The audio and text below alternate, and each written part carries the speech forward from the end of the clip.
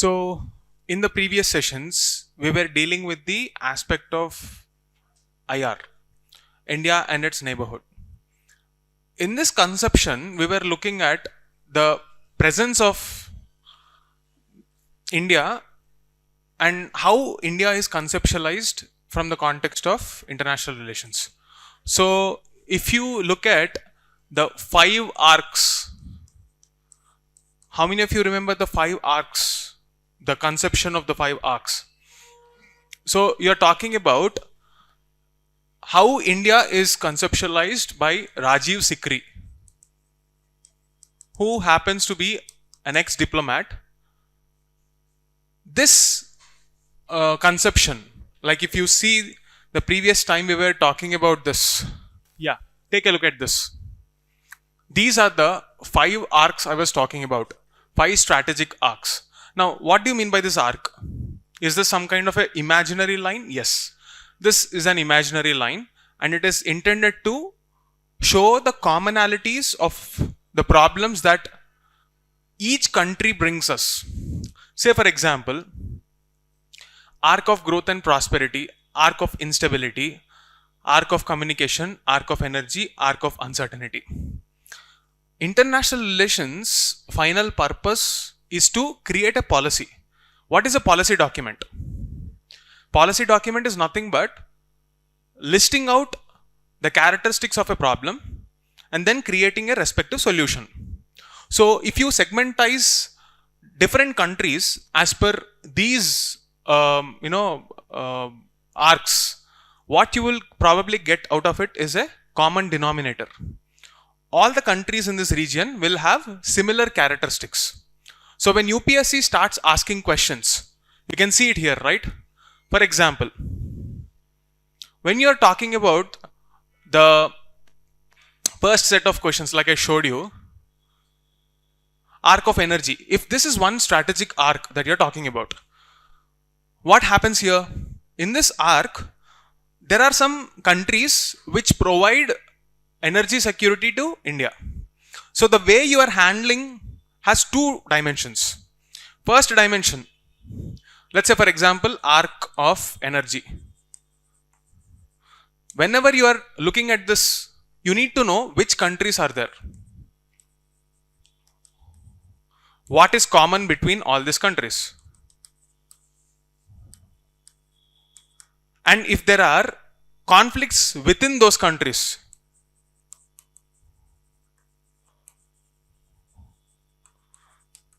how will it impact India? Now, is this a traditional way of dealing with IR? Yes or no? Depends on how you want to view it. Why am I creating this framework? Because I personally felt it was a wonderful conception for geopolitics. It will try to bring in a common denominator and give us a framework of analysis. So, we will look at the metrics. Let's say for example, on what metrics should you evaluate a country in this arc of energy? Let's say security issues, how much of a security threat that particular country is, or let's say trade issues, or if it is relevant, border issues, if it is giving us some kind of technology. Like this, there will be many metrics for each arc of the conception that India has. So, each of this arc represents our interest. Understood? So, now we will start with arc of instability, which is the neighborhood. Arc of instability and arc of uncertainty. These are the 2 arcs that Rajiv Sikri has discussed. One second, let me show. Arc of uncertainty, that is your Nepal, Bhutan, Tibet region. Then you are looking at arc of instability. This is the westward region, Afghanistan, Pakistan, Iran, all of these areas. So, if you want to simplify it further for our own understanding, let me show you one map. Take a look at this map. If you have to divide the security architecture and our approach for international relations, how to devise a strategy, you divide it into 3 different concentric circles. In the first inner ring, this is our immediate borders. If you want to see the geographical extent of this, it is from the Hindu Kush mountains till the Irrawaddy river. So this is the area we are talking about. Here you have something called golden, is this crescent? Triangle. There is something called golden triangle which you will study in internal security. Okay, golden triangle. So you have this Myanmar, Laos, Cambodia region, which are usually the drug peddling hubs. Drug trafficking is a very major concern here, which will cause an internal security threat to this northeast countries. Similarly, you have a golden crescent, Iran, Afghanistan, Pakistan. This region is also another hub for organized crime, drug trafficking, human trafficking, associated crimes like terror financing. All this money laundering will happen in this region.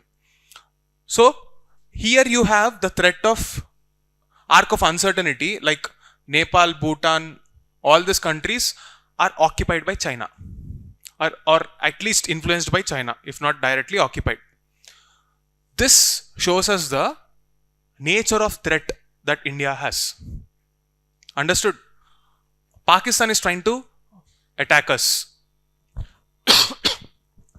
So this will require one strategy.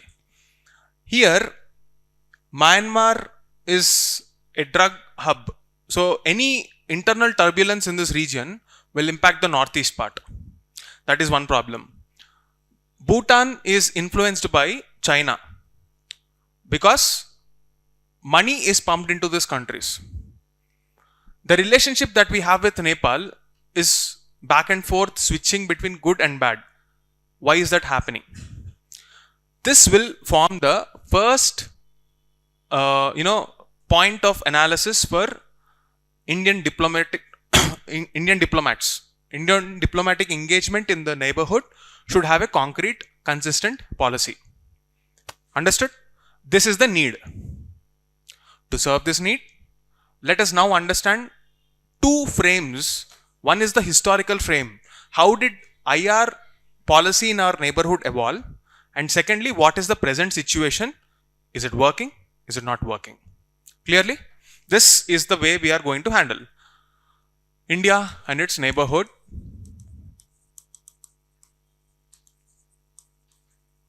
I want everyone to take down running notes, because the best way to prepare for current affairs is to first understand the nature of previous year questions, figure out some common keywords, some metrics on which you have to generate answers for frameworks. Based on that, you will be able to write answers no matter what question is given. You just have to know the past, the present, and how we can extrapolate it to the future. When you're talking about India and its neighborhood, you take a look at the historical chronology of the foreign policy. Historical development. So if you divide the entire history of foreign policy just after independence, at the time of independence, India had its own set of challenges. Okay. What are those challenges? Can you tell me? The biggest challenge is existence as a nation itself. When you're talking about foreign policy, you have to first exist as a nation. And what is the biggest challenge for India as a nation in 1947? There are 500 odd princely states in our country. Unifying our nation has been our biggest priority. And in this process, you cannot at the same time ignore your neighbors. Because whatever happens in the neighborhood will ultimately have a spillover effect in our country. At this point of time, we are dealing with one more reality. The reality of Cold War, just after the Second World War. Now, what is this Cold War? It's an ideological conflict between USSR and US. After the Second World War is done, there is an ideological conflict between US, which believed in a free market economy,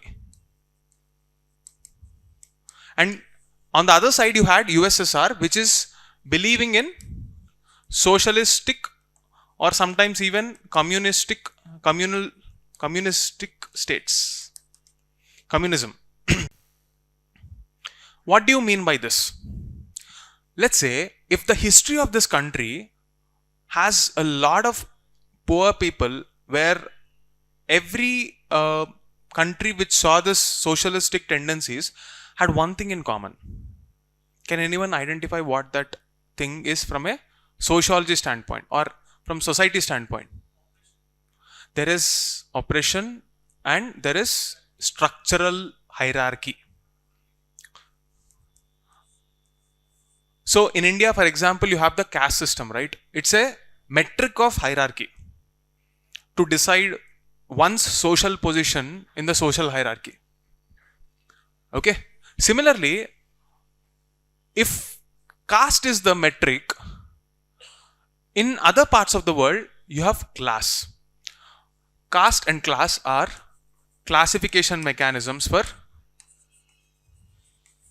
So here I am bringing in the country's social structure as a deciding factor for international relations. I'm just passing it as a reference, but we will come back to that as a separate dimension later. Just like in India, across the world, there is hierarchy. In all those areas where there was hierarchy and oppression, there were takers for the idea of socialism. What is socialism in short? The state or the government will try to involve itself in all the factors of production, the means of production, and the distribution. In short, entire economic activity is dictated by the state. Today, you have such states in China, Cuba, Russia. So, this model, did it work? Did it not work? Let's have a separate debate on that. Let's not digress. When it comes to the US, the free market capitalist economy, what do you mean by that? Free market means here a bunch of people who believe only in one metric, meritocracy, say that the state should not intervene in any of the aspects except providing security and govern, like taxes and all. Do the grunt work like take care of your roads, maintenance and provide security. That's all. No social welfare and all. This is the ideal free market economy.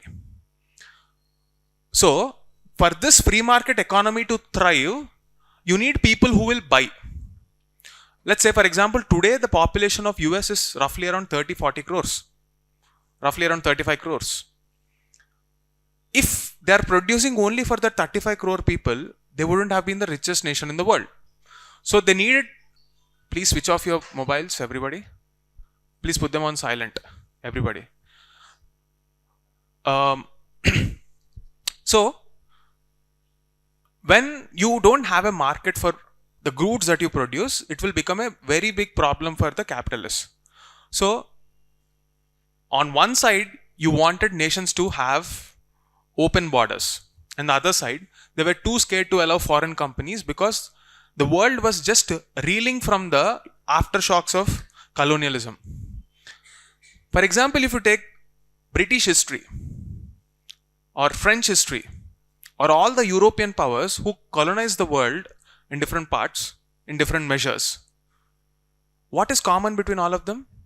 They extracted the wealth from the colonies and made their own countries richer.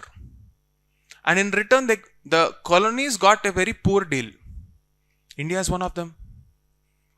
So we were tempted to move towards USSR, but the leadership back then had a new idea, and that idea is non-alignment.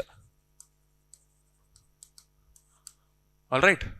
So for a very long time, we were trying to have that sphere of influence of making sure our bordering countries like Bhutan, Nepal, etc.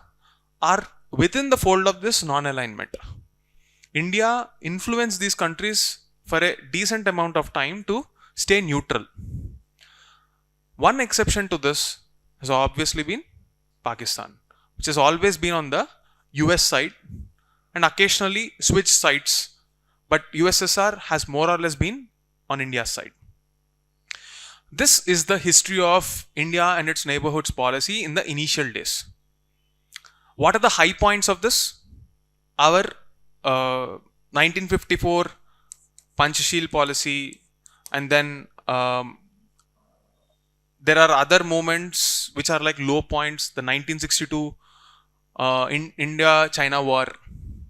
However, the best significant event in this entire period was the 1971 Bangladesh liberation, which gave us some soft power in our neighborhood. The goodwill that India generated during that diplomatic event is carried till recent times. What changed in the recent times? The regime change. In last year itself, like in the last one and a half year, you see the radical right wing in Bangladesh coming back to power. Till then, you had Sheikh Hasina and her father, who were heading the government for almost 50 years.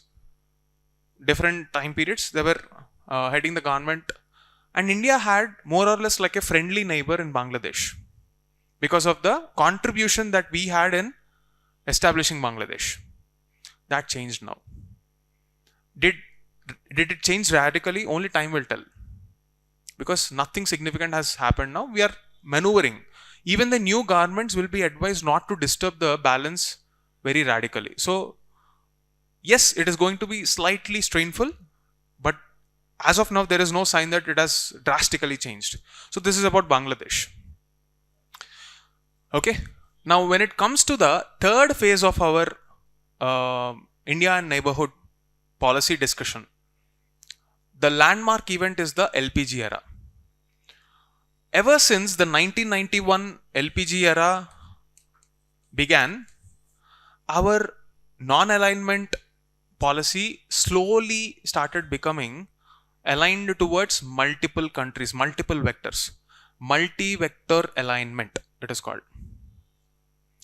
Now remember, if you want to score marks in IR, these diplomatic keywords are very, very important. So let me highlight some important keywords from now on, and I want you to take those keywords. Alright. So I'm verbatim taking statements from the Ministry of External Affairs and posting them here. Your IR scores depend on the keywords, and I want you to by heart them sometimes directly. If I have to talk about the vision of Ministry of External Affairs, what is it? What is a vision statement? Can anyone tell me? See, whatever I told till now is just for your story and your understanding. It's very unlikely that UPSC will ask questions on what is the evolution of India and its neighborhood policy. I will discuss one more important point called Gujarat Doctrine that was asked in 2013 UPSC mains. I will talk about that point, but it's unlikely that you will get questions like that now. Alright, so vision statement. What is a vision statement? Why should you have it? Direction. Okay. Direction for what? What are we trying to achieve? Okay. Methods. Is that it? Then what is the mission statement? How is it different from a vision statement?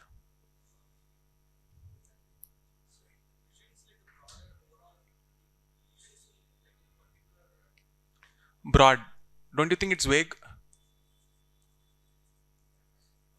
Okay, let me put two lines. If this is broad, this is narrow. What is this and what is this?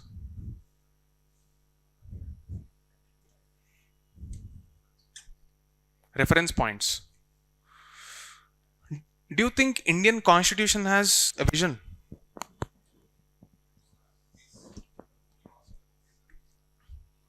Preamble? Is preamble the vision of Indian Constitution? Can we say that? Okay. If preamble is the vision of Indian Constitution, what should be the actual mission statement of Indian Constitution? Broad, narrow. Is it narrow or rather specific? Can you give one example using Indian polity? Fundamental rights. Okay. Is that a mission or a vision?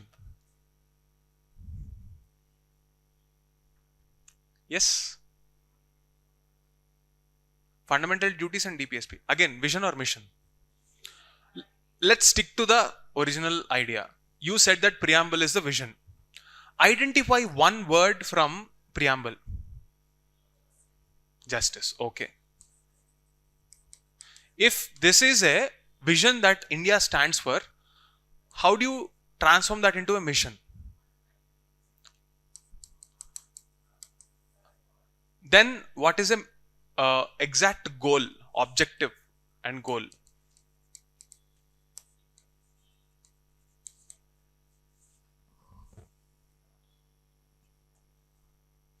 So this justice as a principle, always remember that vision is a principle.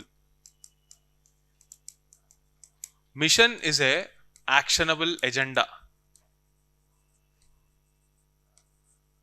And objective or goal is the end purpose that will fulfill the principle. Clear? If I bring the structure, for example, you are speaking about preamble which has a word called justice, and under that you have an actionable agenda saying that every citizen shall be ensured justice and they can approach the courts, whether it is the Supreme Court or the High Court, through Article 32 or 226. That is one example of a very specific mission statement. Then objective is, what is the objective? Ensuring justice for all, which is something that you would find in DPSPs, fundamental duties, and even in some specific laws. Let's bring that same architecture to the IR space and let's look at the vision statement of External Affairs Ministry. Look at it very carefully. Each word let us understand. In a multipolar landscape. First, let us understand what do you mean by this multipolar. What is a multipolar, guys? What is the meaning of the word polar or pole? A power center. Let's break it down even further. Pole is equal to power center. What do you mean by power center? What do you mean by power? It's the capacity, as we discussed in the first class, to do some things. Yes? Now, what gives capacity to people or to institutions or nations? Geography, okay.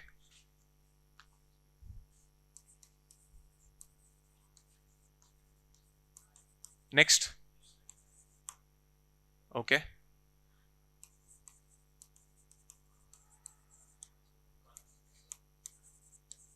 Okay, be specific. When you say economy, what about economy?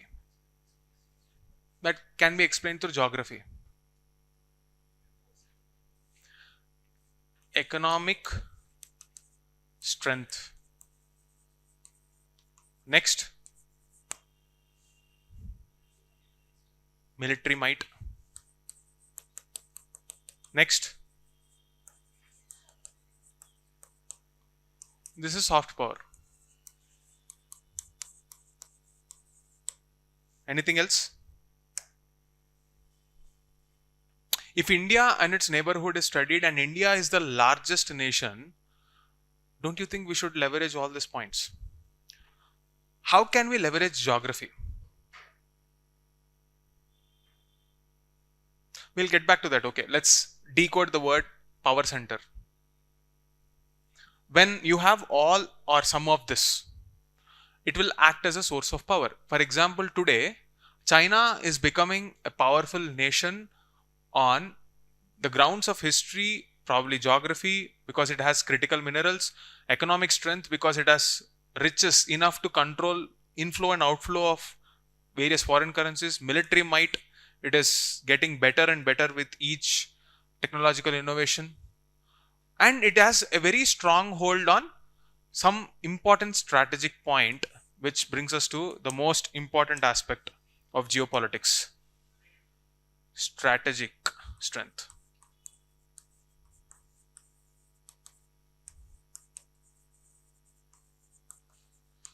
Why am I writing this point in the last?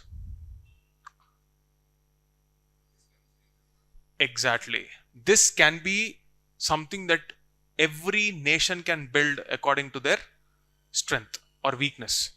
For example, what is perceived as weakness by other countries became the strength of Israel. Can you tell me what I'm talking about? It's a desert, and its weakness is that it can't grow any vegetation or crops or anything there. And that's exactly the reason why the survival skills taught them to create some of the best agricultural technologies in the world. They don't have water, and that's exactly the reason why they're well known for their desalination technologies, where they have a patent. No other country has something that is as good as Israelis. Maybe they are matching up to the standards, but not the level of innovation there. Right? That is the strategic strength. What are you doing? What effort are we putting to gain a leverage in global politics? That is a source of power. Okay? So, if this power is positioned in one country, it becomes a power center. Namely, China, Russia, US, and many other powers. Okay? And each of them become a power center depending on any of these factors.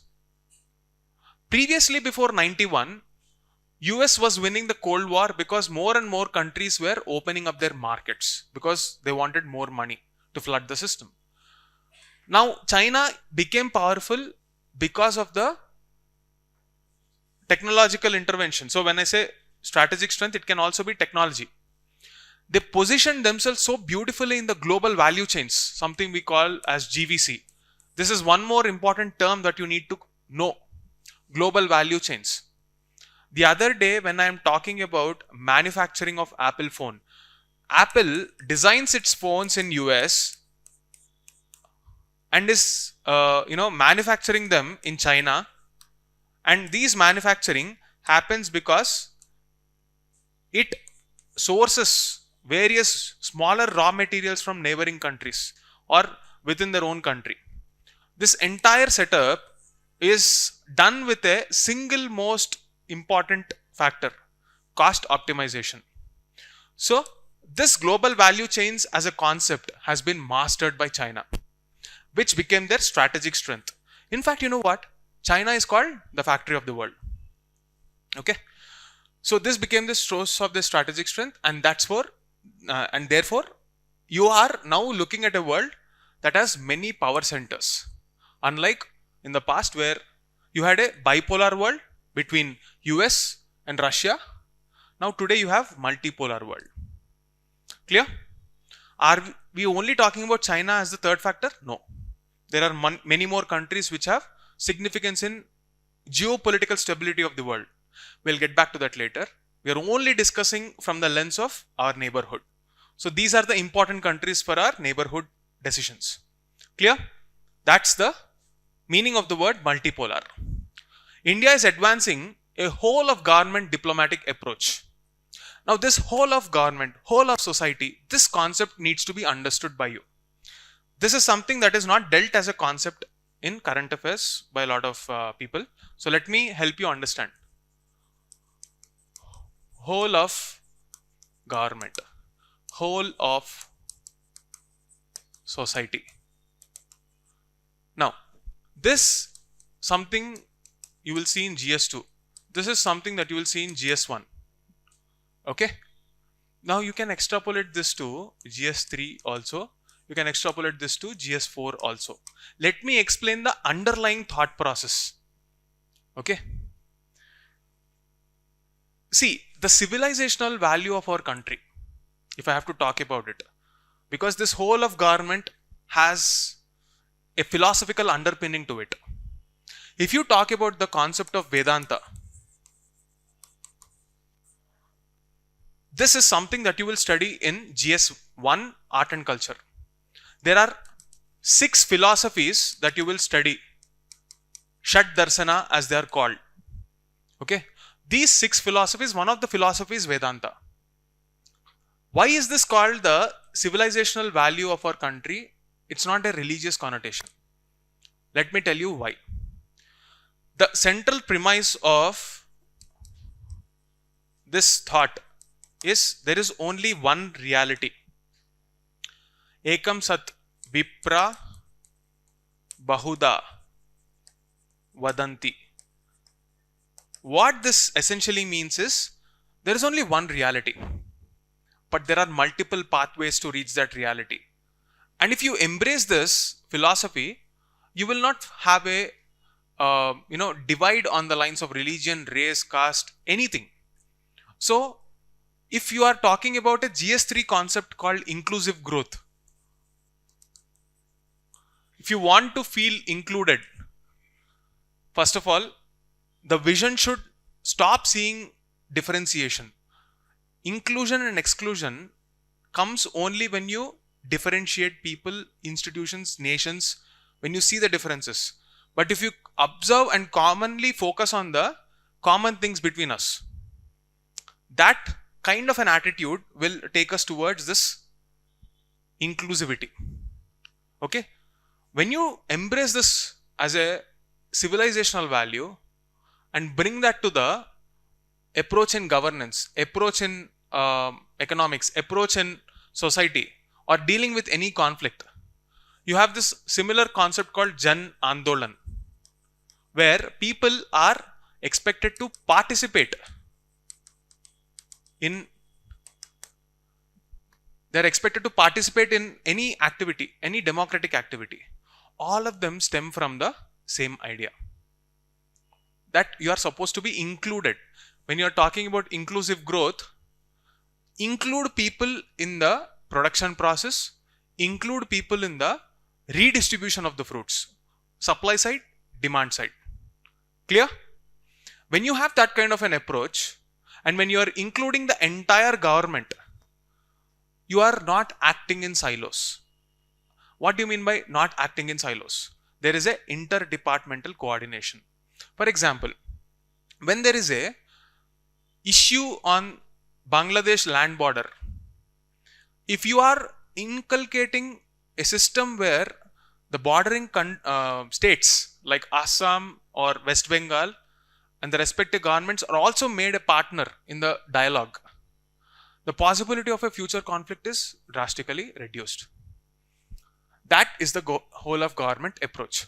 When you are dealing with a aspect that requires a social change, let's say Swachh Bharat mission, where you are supposed to make cleanliness a habit. Let's be very honest. Before this Swachh Bharat mission, even I used to litter on the road. Sometimes when I don't find a dustbin, secretly sometimes most of us will do it if it is inconvenient to us. It takes an entire generation to bring about this social change. This is the whole of society approach that we are talking about. Every stakeholder in the society, the civil society, governance, bureaucracy, politicians, business, education, media, every individuals, they're made a part of the governance process. When you include every wing of the government in international relations, previously, Ministry of External Affairs used to not include other ministry officials. Let's say, for example, you have the Ministry of Trade and Commerce. What are we talking about trade when you don't include the ministry officials? often it used to happen that these officials were never included, which led to diplomatic delays. I'll tell you a small story. Last year you have had a India-UK deal. How many of you are aware of it? I'll just tell a story on the sidelines. We'll get back to that specific issue later. Last year, India and UK had a trade deal. It's called a free trade agreement. A free trade agreement means, let's say, if a car is coming from abroad and it is getting imported in India, at the border, our officials will not impose additional duty or tax. Let's say if the car costs 50 lakhs. Previously what happened was another 50 lakhs were imposed as duty and the car cost became 1 crore. Now with the free trade agreement, that duty is removed. What is the incentive for UK? They will be able to sell more cars. What is the incentive for India? The amount of economic activity will increase. So this was the status of the India-UK deal. But you know what? This trade deal was initiated 20 years ago. Many of you or some of you might not have been born back then, way back in 2002 to 2004. That is the amount of delay in diplomatic engagement, and that is primarily because the government, other departments were not consulted. This lack of consultation is the single most roadblock for governance. Can you tell me one more area where this interdepartmental coordination was mainstreamed for economic activity? Wonderful. Gati Shakti Master Plan. What do you mean by Gati Shakti Master Plan? There are multiple logistic partners, like you have the roadways, railways, waterways. All of this are integrated and optimization is done for efficiency. Not only this, you will see the need for having this unified vision in every aspect of governance that the government is proposing. Some of them may be practical, some of them have their own set of issues. One nation, one election. One nation, one fertilizer. One nation, one ration card. One nation, one mobility card. And you will see that amount of unification even in our digital physical infrastructure, both digital and physical infrastructure. Public infrastructure like UPI. It is because of UPI you have a fintech revolution in this country. Why can't we make that an aspect of our international relations? And why isn't that happening until recently? It is because of a lack of a vision. So the word might seem like a very simple word, but it carries a lot of weight. Unless you know the backstory of this word, you will not be able to appreciate the commonalities across your syllabus. Whenever you see this whole of government, whole of society, whole of the company, whole of an institution, the integration thought is basically about consulting all the people who are relevant. That is the true meaning of democracy. Understood? So, in a way, we are bringing the democratic vision even to international relations and its associated negotiations. So, what is the vision? When India is entering into a multipolar landscape and a whole of government approach is the approach we are taking. That is what the MEA statement says. This aligns external engagements with the goal of Viksit Bharat. Now, what is this Viksit Bharat? What are they saying? We are aligning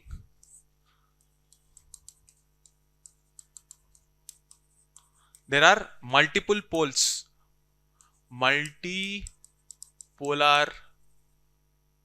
world, and what is the approach? Whole of government approach.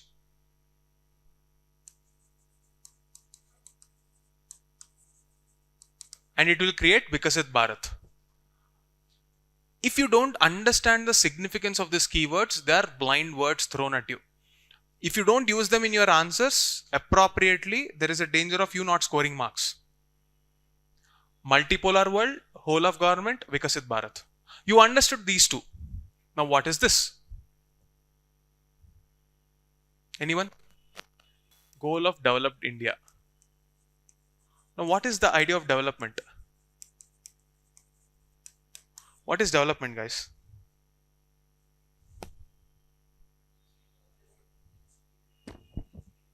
See, again to this, I am adding one more layer. When you are talking and discussing the idea of goal of development, let's understand this from economy angle and then essay angle. Let's first begin with economy angle. Exactly. Economy, when you are talking about it, World Bank classifies countries into, simply in our common language, rich, middle class, poor. That middle class is again further classified into upper, lower, right? So for each class you are associating a number. If the country achieves an income level above this number, you will jump from one category to another category. As simple as this. So from an economic standpoint, at this point I am not asking you to remember any numbers. Focus on the logic here.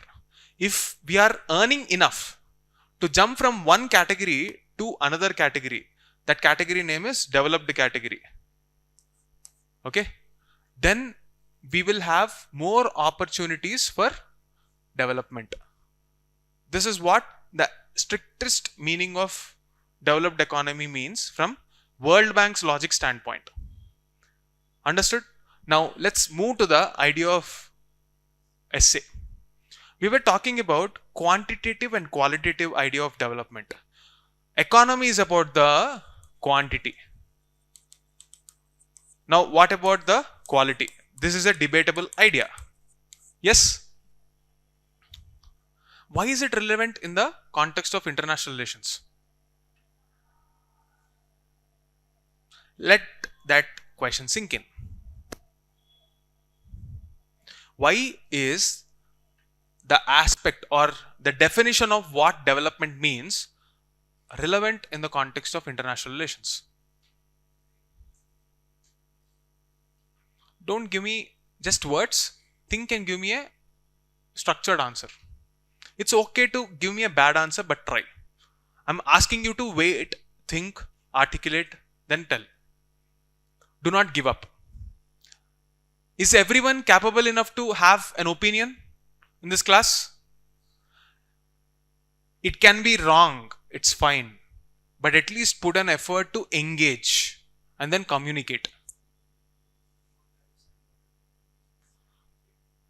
More tariffs will probably not help us with trade. Maybe one more answer. Sorry? Living standards of people. How are they quantified? How many of you are done with your economic classes? Economics. What is the meaning of HDI? Human Development Index. Can anyone tell me the formula for Human Development Index? Okay, tell me at least the broad headings. Cube the root of health, education, and standard of living.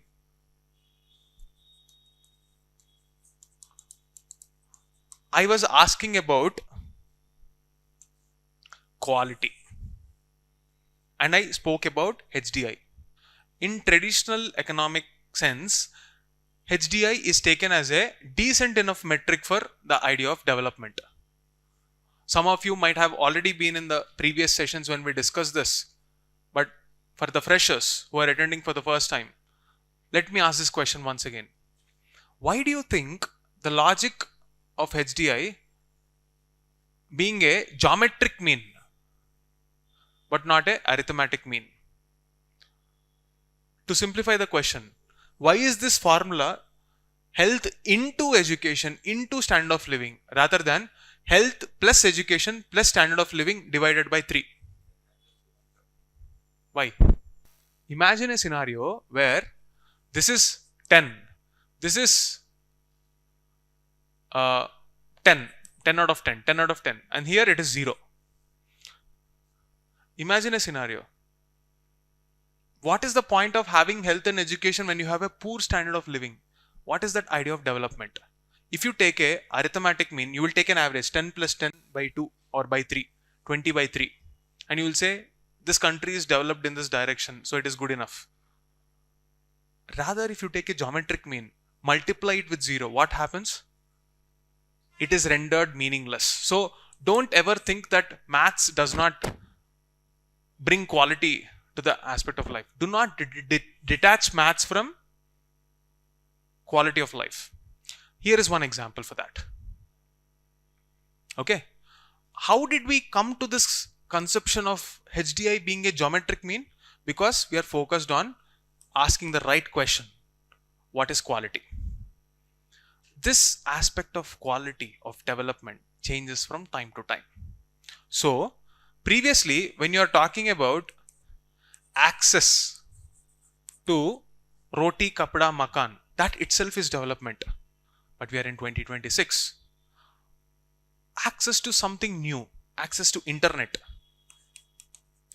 access to AI, access to air quality. These are the evolving issues. And you know what?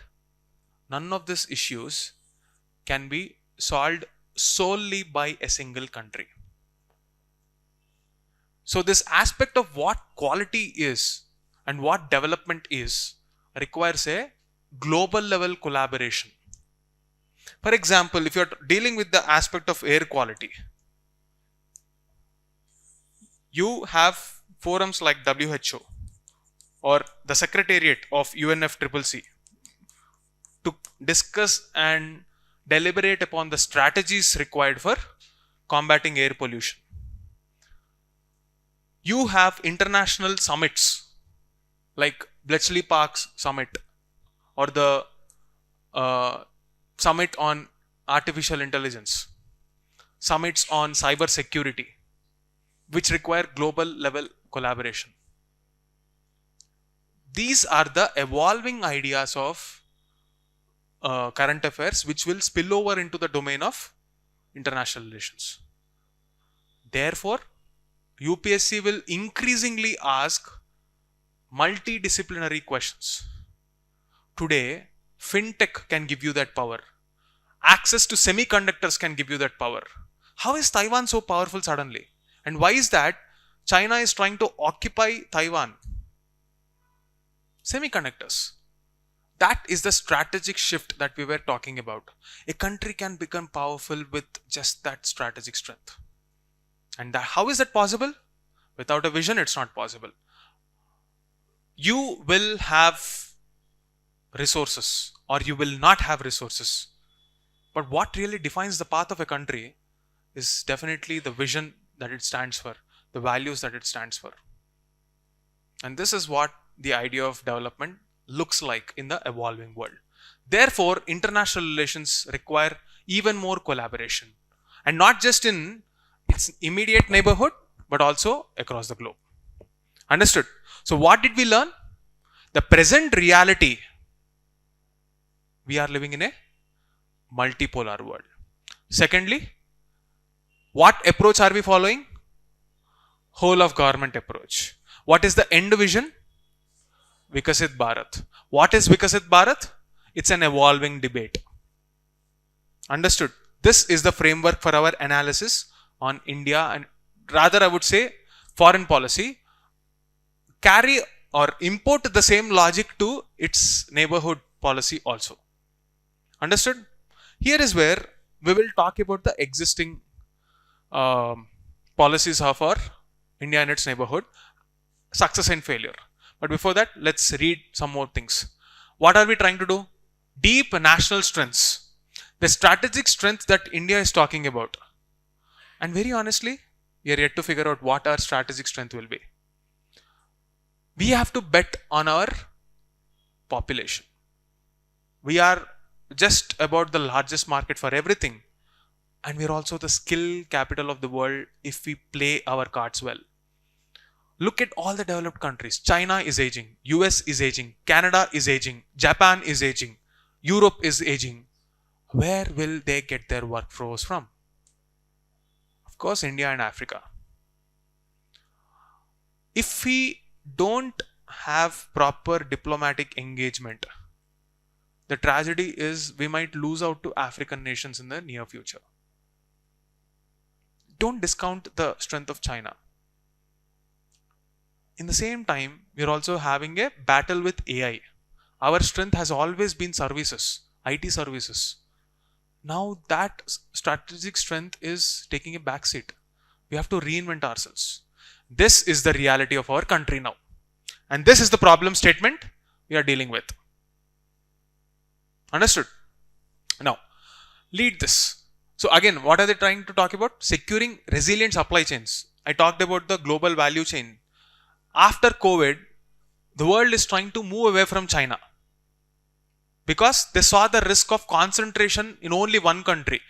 There is this old English saying, don't put all your eggs in a single basket, because if the basket falls, you're going to crack all your eggs. So you're diversifying the risk. On a sideline, even nature has that diversity, biodiversity. If we didn't have biodiversity or genetic diversity, a single pandemic could have wiped us off the face of this earth. So diversity is like a natural insurance policy.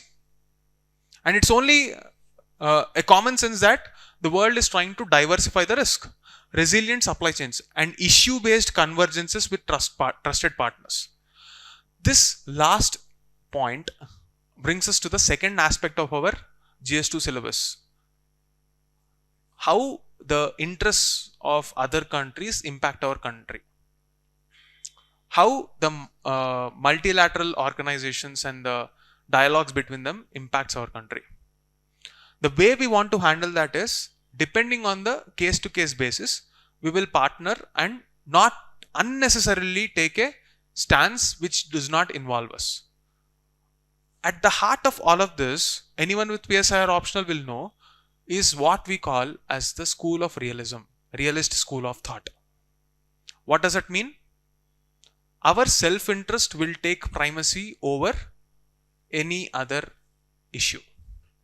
Because if our country doesn't take care of our needs without balancing with the future needs, nobody will come to save us.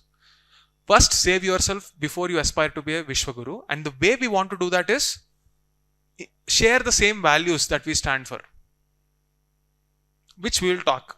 So, remember this line. Remember this. In a multipolar landscape, India is advancing a whole of government diplomatic approach. This aligns external engagement with the goal of Viksit Bharat. If Japan wants to invest in the metro rail project, it will give employment to the people in Ahmedabad and Mumbai corridor. It's going to generate employment for so many people. That is the goal of Viksit Bharat. When you generate employment, automatically the economy rises. And not only that, you are learning a new technology.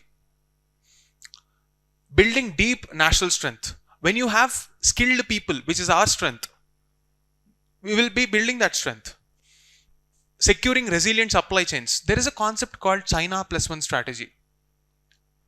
We as in the world always trusted China in manufacturing something at a very low cost. And therefore, China became what? The factory of the world. COVID gave a shock. So they want to diversify to one more country. In international relations, this is called the China plus one strategy for many companies.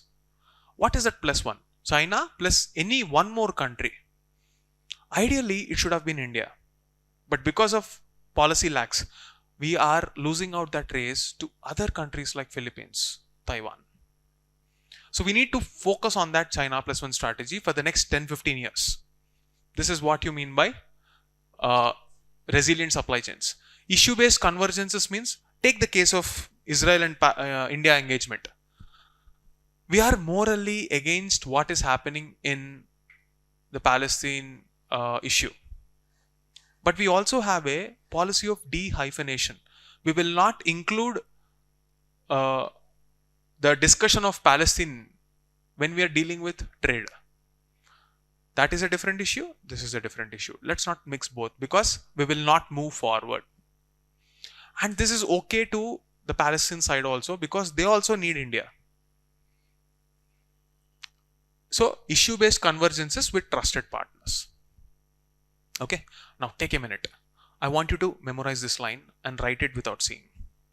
Because that will dictate how you write your answers in mains. IR is mainly about how you use your concepts very quickly. When you have a 150 word answer and you are supposed to write in 7 minutes, what is the biggest difficulty? Not producing that entire concept in the shortest possible time with the utility of the right keywords. And these keywords will minimize that friction and help you write an answer in that 7 minutes. Can you do that? In a multipolar landscape, India is advancing a whole of government diplomatic approach. This aligns external engagements with the goal of Viksit Bharat, building deep national strengths, securing resilient supply chains, and issue-based convergences with trusted partners. Every bolded word has some weight to it. Yes or no? Every word has a backstory. If you read this backstory, it will become a 20-30 page booklet.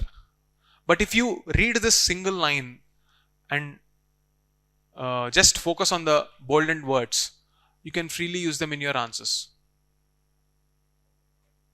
Do you need time for this? I would want all of my sessions to be like this. You have to be quick enough to finish the content within the class and learn to apply what you learned here in answers. Take a minute, by heart, write without seeing. See, you can copy it and leave it. Think that I'll do it later. That later will never come. It's like the downloaded PDF on your laptop, which you never open. You know this Kabir ke dohe? Aaj kare so ab kar. Okay, whatever. You got the point.